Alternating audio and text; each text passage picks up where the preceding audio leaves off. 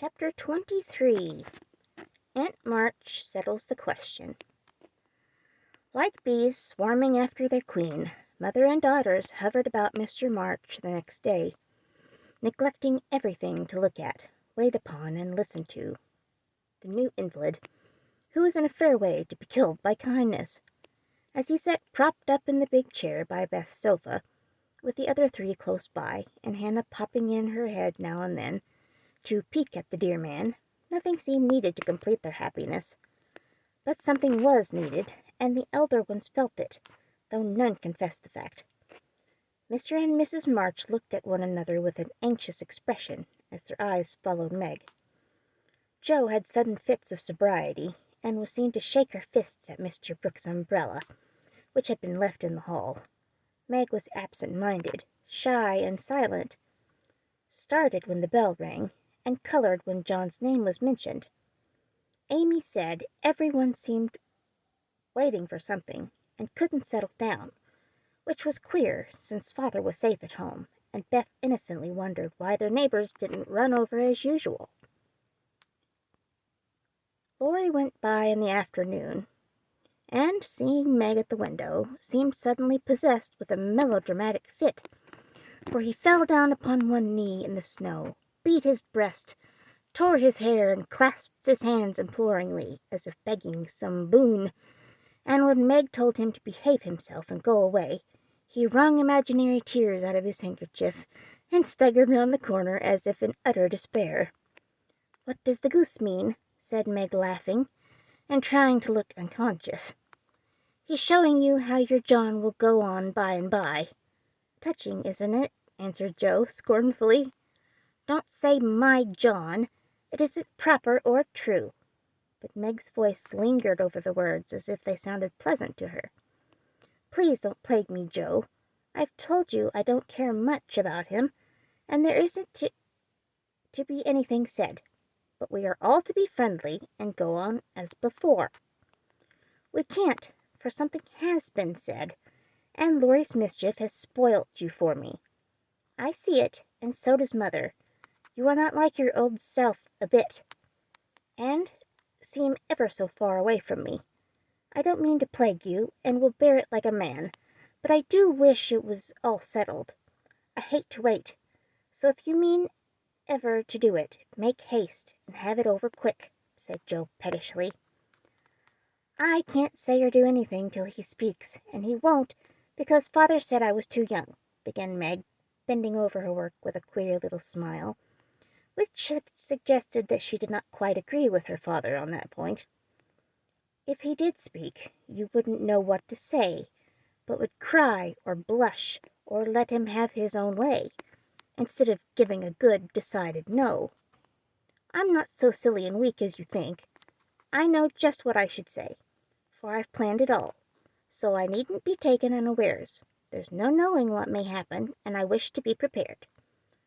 Jo couldn't help smiling at the important air which Meg had unconsciously assumed, and which was becoming as the pretty color varying in her cheeks. "Would you mind telling me what you'd say?" asked Jo more respectfully. "Not at all. You are 16 now, quite old enough to be my confidant, and my experience will be useful to you by and by, perhaps in your own affairs of this sort." "Don't mean to have any. It's fun to watch other people philander, but I should feel like a fool doing it myself," said Jo, looking alarmed at the thought. "I guess not, if you liked anyone very much and he liked you."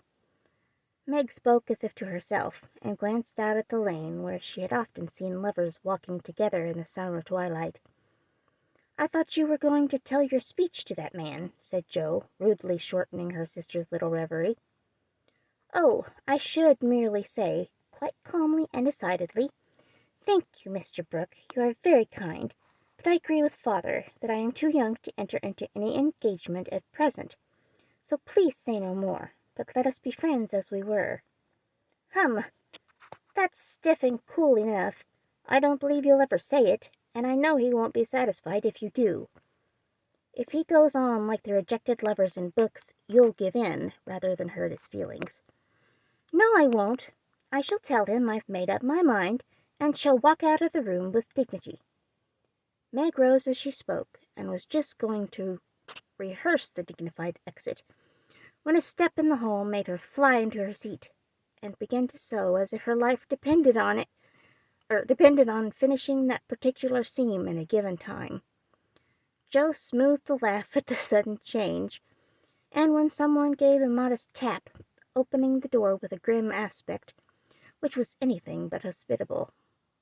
"Good afternoon. I come to get my umbrella, that is, to see how your father finds himself today," said Mr. Brooke, getting a trifle confused as his eye went from one telltale face to the other. "It's very well. He's in the rack. I'll get him and tell it you are here." And having jumbled her father and the umbrella well together in her reply, Joe slipped out of the room to give Meg a chance to make her speech and air her dignity. But the instant she vanished, Meg began to sidle toward the door, murmuring, "Mother will like to see you. Pray sit down. I'll call her." "Don't go. Are you afraid of me, Margaret?" And Mr. Brooke looked so hurt that Meg thought she must have done something very rude. She blushed up to the little curls on her forehead, for he had never called her Margaret before, and she was surprised to find how natural and sweet it seemed to hear him say it. Anxious to appear friendly and at her ease, she put out her hand with a confiding gesture, and said gratefully, "How can I be afraid when you have been so kind to father? I only wish I could thank you for it." "Shall I tell you how?" asked Mr. Brooke, holding the small hand fast in both his big ones, and looking down at Meg with so much love in the brown eyes that her heart began to flutter, and she both longed to run away and to stop and listen. "Oh, no, please don't. I'd rather not," she said, trying to withdraw her hand, and looking frightened in spite of her denial. "I won't trouble you. I only want to know if you care for me a little, Meg. I love you so much, dear," added Mr. Brooke tenderly. This was the moment for the calm, proper speech, but Meg didn't make it. She forgot every word of it, hung her head, and answered, "I don't know," so softly that John had to stoop down to catch the foolish little reply. He seemed to think it was worth the trouble, for he smiled to himself as if quite satisfied, pressed the plump hand gratefully, and said in his most persuasive tone, "Will you try and find out? I want to know so much, for I can't go to work with any heart until I learn whether I am to have my reward in the end or not." "I'm too young," faltered Meg, wondering why she was so fluttered, yet rather enjoying it. "I'll wait, and in the meantime you could be learning to like me. Would it be a very hard lesson, dear?" "No, not if I chose to learn it, but—" "Please choose to learn, Meg. I love to teach, and this is easier than German," broke in John, getting possession of the other hand, so that he had no way of hiding her face, as he bent to look into it. His tone was properly beseeching, but stealing a shy look at him, Meg saw that his eyes were merry as well as tender, and that he wore the satisfied smile of one who had no doubt of his success. This nettled her. Annie Moffat's foolish lessons in coquetry came into her mind, and the love of power, which sleeps in the bosoms of the best of little women, woke up all of a sudden, and took possession of her.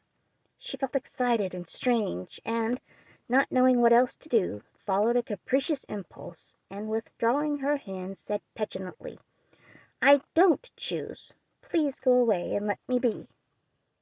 Poor Mr. Brooke looked as if his lovely castle in the air was tumbling about his ears, for he had never seen Meg in such a mood before, and it rather bewildered him.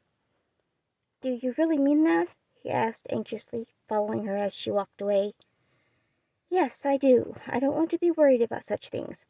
Father says I needn't. It's too soon, and I'd rather not." "Mayn't I hope you'll change your mind by and by? I'll wait and say nothing till you've had more time." "Don't play with me, Meg. I didn't think that of you." "Don't think of me at all."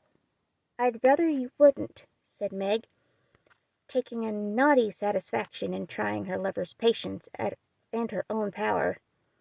He was grave and pale now, and looked decidedly more like the novel heroes whom she admired, but he neither slapped his forehead nor tramped about the room, as they did. He just stood looking at her so wistfully, so tenderly, that she found her heart relenting in spite of her. What would have happened next I cannot say, if Aunt March had not come hobbling in at this interesting minute. The old lady couldn't resist her longing to see her nephew, for she had met Laurie as she took her airing, and hearing of Mr. March's arrival, drove straight out to see him. The family were all busy in the back part of the house, and she had made her way quietly in, hoping to surprise them. She did surprise two of them so much that Meg started as if she had seen a ghost, and Mr. Brooke vanished into the study. "Bless me, what's all this?" cried the old lady, with a rap of her cane, as she glanced from the pale young gentleman to the scarlet young lady. "It's father's friend. I'm so surprised to see you," stammered Meg, feeling that she was in for a lecture now. "Well, that's evident," returned Aunt March, sitting down. "But what is father's friend saying to make you look so peony? There's mischief going on, and I insist upon knowing what it is," with another rap. "We were merely talking. Mr. Brooke came for his umbrella," began Meg, wishing that Mr. Brooke and the umbrella were safely out of the house. "Brooke? That boy's tutor? Ah, I understand now. I know all about it. Joe blundered into a wrong message in one of your pa's letters, and I made her tell me. You haven't gone and accepted him, child?" cried Aunt March, looking scandalized. "Hush, he'll hear. Shan't I call mother?" said Meg, much troubled. "Not yet. I've something to say to you, and I must free my mind at once. Tell me, do you mean to marry this cook? If you do, not one penny of my money ever goes to you. Remember that, and be a sensible girl," said the old lady impressively. Now Aunt March possessed, in perfection, the art of rousing the spirit of opposition in the gentlest people, and enjoyed doing it.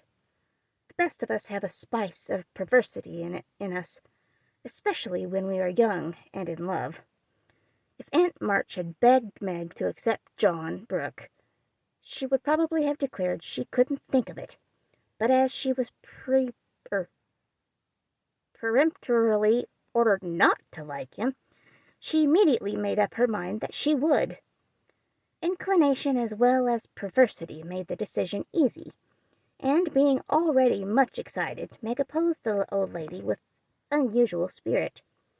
"I shall marry whom I please, Aunt March, and you can leave your money to any one you like," she said, nodding her head with a resolute air. "Highty-tighty! Is that the way you take my advice, miss? You'll be sorry for it, by and by, when you've tried love in a cottage and found it a failure." "It can't be a worse one than some people find in big houses," retorted Meg. Aunt March put on her glasses and took a look at the girl, for she did not know her in this new mood. Meg hardly knew herself. She felt so brave and independent, so glad to defend John and assert her right to love him, if she liked. Aunt March saw that she had begun wrong, and, after a little pause, made a fresh start, saying as mildly as she could, "Now, Meg, my dear, be reasonable and take my advice. I mean it kindly, and don't want you to spoil your whole life by making a mistake at the beginning. You ought to marry well and help your family. It's your duty to make a rich match, and it ought to be impressed upon you. Father and mother don't think so. They like John, though he is poor. Your pa and ma, my dear, have no more worldly wisdom than two babies." "I'm glad of it," cried Meg stoutly. Aunt March took no notice, but went on with her lecture. "This Rook is poor, and hasn't got any rich relations, has he?" "No, but he has many warm friends." "You can't live on friends. Try it and see how cool they'll grow. He hasn't any business, has he?" "Not yet. Mr. Lawrence is going to help him." "That won't last long. James Lawrence is a crotchety old fellow, and not to be depended on. So you intend to marry a man without money, position, or business, and go on working harder than you do now. when you might be comfortable all your days by minding me and doing better? I thought you had more sense, Meg."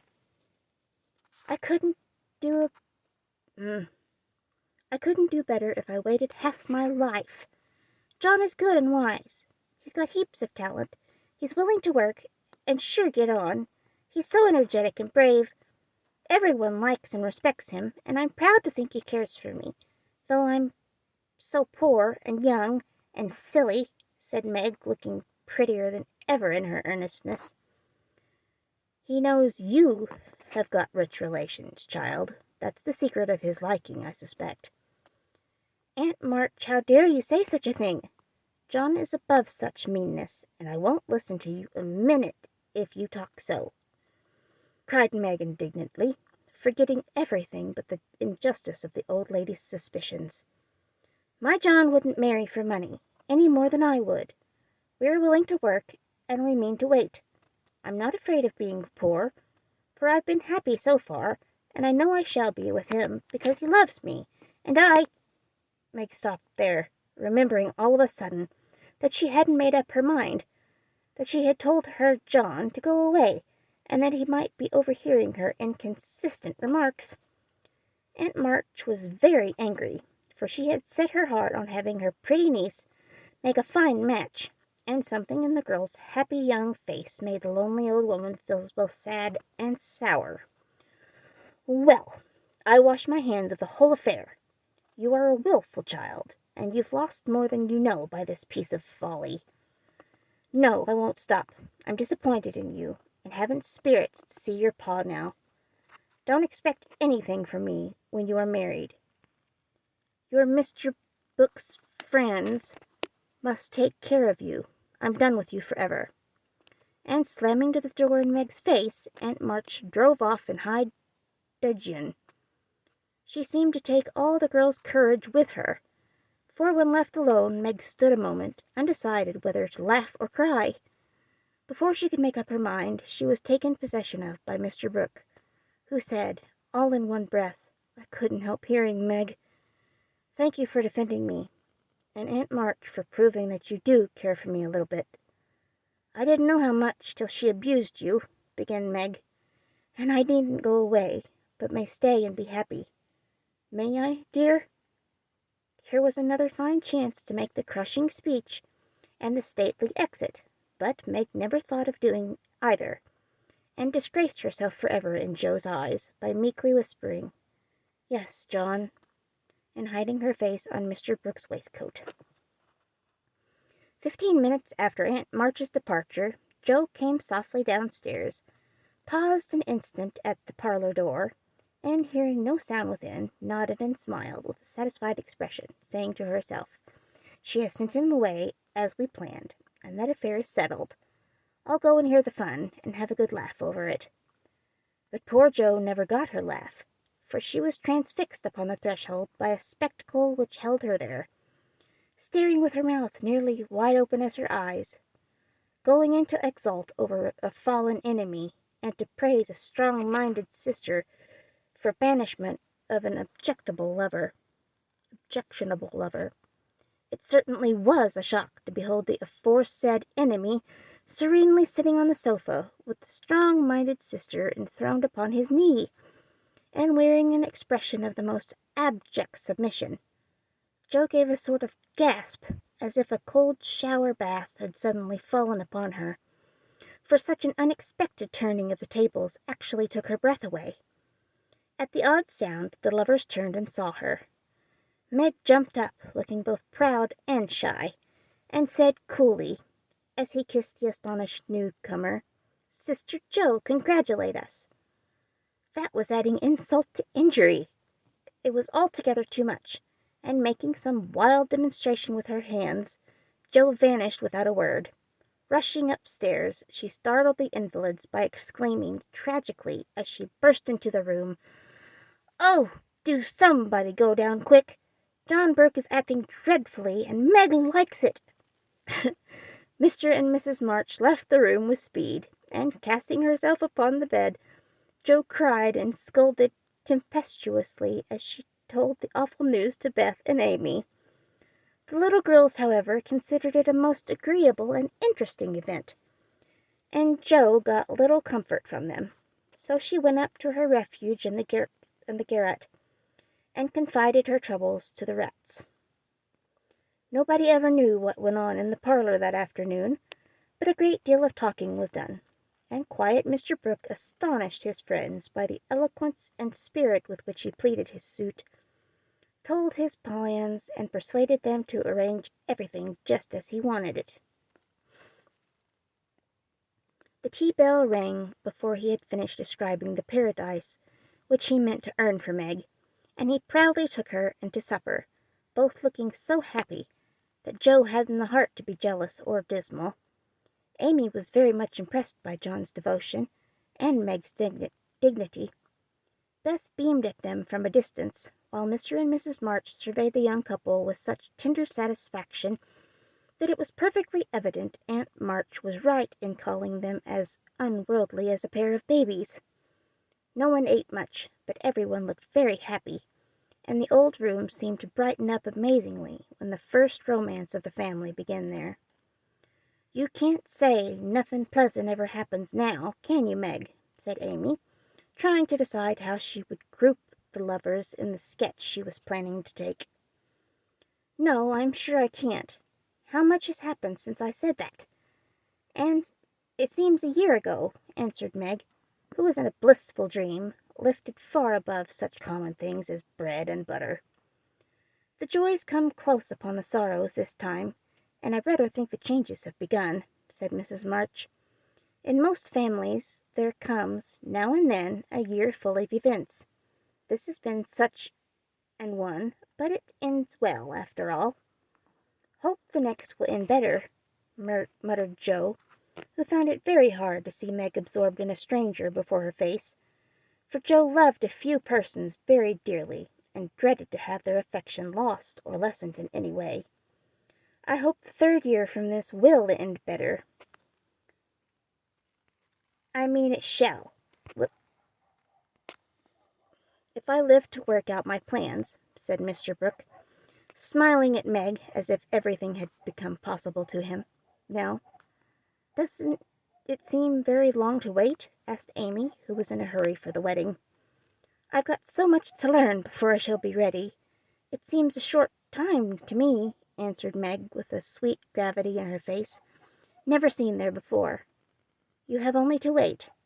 I am to do the work," said John, beginning his labors by picking up Meg's napkin with an expression which caused Jo to shake her head, and then say to herself with an air of relief, as the front door banged, "Here come Laurie. Now we shall have a little sensible conversation." But Jo was mistaken, for Laurie came prancing in, overflowing with spirits, bearing a great bridal-looking bouquet for Mrs. John Brooke, and evidently laboring under the delusion that the whole affair had been brought about by his excellent management.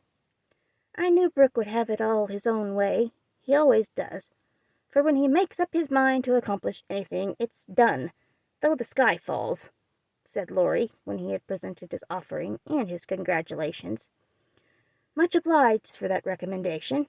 I take it as a good omen for the future, and invite you to my wedding on the spot," answered Mr. Brooke, who felt at peace with all mankind, even his mischievous pupil. "I'll come if I'm at the ends of the earth, for the sight of Jo's face alone on that occasion would be worth a long journey. You don't look festive, ma'am. What's the matter?" asked Laurie, following her into a corner of the parlor, whither all had adjourned to greet Mr. Lawrence. "I don't approve of the match, but I've made up my mind to bear it, and shall not say a word against it," said Jo solemnly. "You can't know how hard it is for me to give up Meg," she continued, with a little quiver in her voice. You don't give her up. You only go halves," said Laurie consolingly. "It never can be the same again. I've lost my dearest friend," sighed Jo. "You've got me, anyhow. I'm not good for much, I know, but I'll stand by you, Jo, all the days of my life. Upon my word I will." And Laurie meant what he said. "I know you will, and I'm ever so much obliged. You were always a great comfort to me, Teddy," returned Joe, gratefully shaking hands. "Well, now, don't be dismal, there's a good fellow. It's all right, you see. Meg is happy. Burke will fly round and get settled immediately. Grandpa will attend to him, and it will be very jolly to see Meg in her own little house. We'll have capital times after she is gone, for I shall be through college before long, and then we'll go abroad, or some nice trip or other. Wouldn't that console you?" "I rather think it would, but there's no knowing what may happen in 3 years," said Joe thoughtfully. "That's true. Don't you wish you could take a look forward, and see where we shall all be then?" "I do," returned Laurie. "I think not, for I might see something sad, and everyone looks so happy now, I don't believe they could be much improved." And Joe's eyes went slowly round the room, brightening as they looked, for the prospect was a pleasant one. Father and Mother sat together quietly, reliving the first chapter of the romance which, for them, began some 20 years ago. Amy was drawing the lovers, who sat apart in a beautiful world of their own, the light of which touched their faces with a grace the little artist could not copy. Beth lay on her sofa, talking cheerily with her old friend, who held her little hand as if he felt that it possessed the power to lead him along the peaceful ways she walked. Jo lounged in her favorite low seat, with the grave, quiet look which best became her, and Laurie, leaning on the back of her chair, his chin on a level with her curly head, smiled with his friendliest aspect, and nodded at her in the long glass which reflected them both. So grouped the curtain falls upon Meg, Jo, Beth, and Amy. Whether it ever rises again depends on the reception given to the first act of the domestic drama called Little Women. End of part first. It says part second, Completing Little Women, is published in a volume to match this.